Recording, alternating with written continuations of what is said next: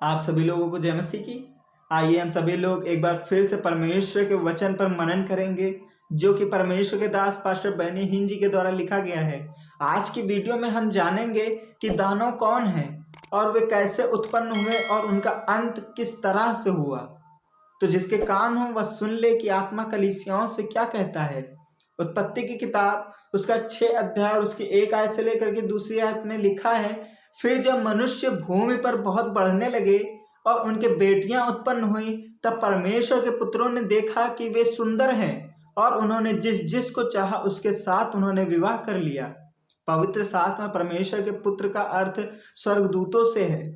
हम यह प्रमाण पाते हैं उत्पत्ति की किताब उसका 6 अध्याय उसकी 4 आयत में। उन दिनों में दानव पृथ्वी पर रहते थे और इसके पश्चात जब परमेश्वर के पुत्र मनुष्य की पुत्रियों के पास गए, तब उनके द्वारा जो पुत्र उत्पन्न हुए वे शूरवीर होते थे, जिनकी कृति प्राचीन काल से प्रचलित है। सुनने में तो यह बात अजीब लगती है, पृथ्वी पर गिराए गए स्वर्गदूत दानव लोगों को जन्म दे रहे थे। इसके बाद वर्णन है कि परमेश्वर ने देखा कि पृथ्वी पर मनुष्यों की दुष्टता बहुत बढ़ गई है और उसके विचार निरंतर बुरे होते जा रहे हैं। उत्पत्ति की किताब उसका 6 अध्याय और उसके 6 आयत से लेकर के 7 आयत में लिखा है, तब परमेश्वर पृथ्वी पर मनुष्य को बनाने से पछताया और वह मन में अति खेदित हुआ। तब यहोवा ने कहा, मैं मनुष्य को जिसकी मैंने सृष्टि की है पृथ्वी के ऊपर से मिटा दूंगा। यह तथ्य विचार करने योग्य है कि परमेश्वर ने पृथ्वी को नहीं परंतु मनुष्य को नष्ट करने का विचार बनाया। स्मरण करें, सबसे पहले जल प्रलय के समय पृथ्वी नाश हुई, किंतु दूसरे में मानव जाति का नाश हुआ।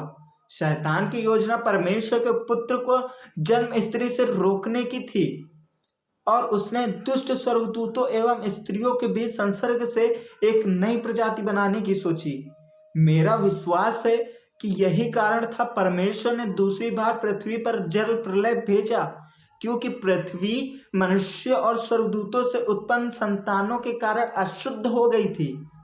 पृथ्वी पर उस समय केवल एक ही व्यक्ति था जिसमें आदम का विशुद्ध बीज था। इसलिए पवित्र शास्त्र वर्णन करता है, उत्पत्ति की किताब उसका 6 अध्याय उसकी 9 आयत में लिखा है, नूह धर्मी पुरुष था और अपने समय के लोगों में खरा था और नूह परमेश्वर के साथ साथ चलता रहा।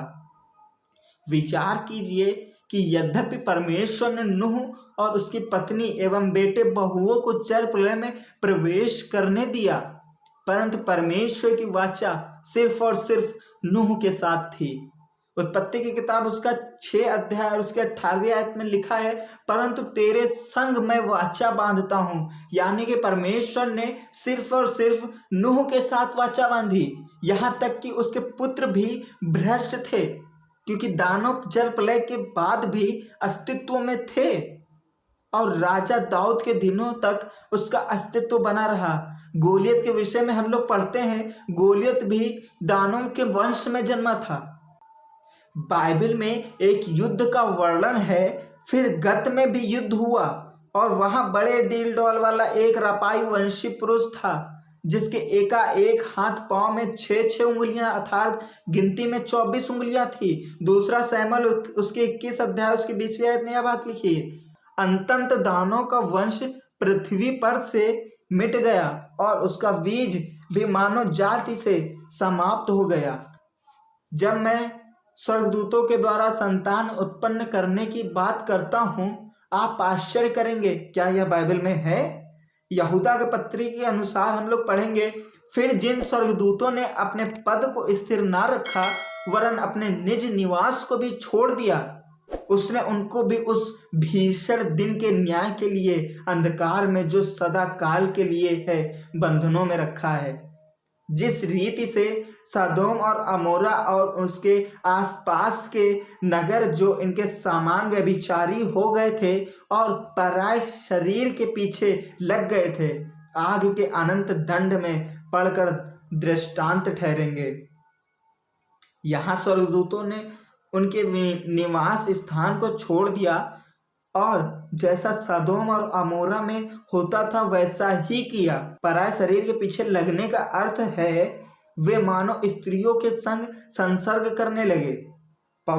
पवित्र शास्त्र में लिखा है, दूसरा पत्रस उसकी 2 अध्याय से लेकर के 4 आयत और 5 आयत में लिखा है, क्योंकि जब परमेश्वर ने उन स्वर्गदूतों को जिन्होंने पाप किया नहीं छोड़ा, पर नरक में भेजकर अंधेरे कुंडों में डाल दिया, ताकि न्याय के दिन तक बंदी रहे, और प्राचीन युग के संसार को भी नहीं छोड़ा, वरन भक्तहीन संसार पर महाजल प्रलय भेजा, पर धर्म के प्रचारक नूह समेत 8 व्यक्तियों को बचा लिया गया।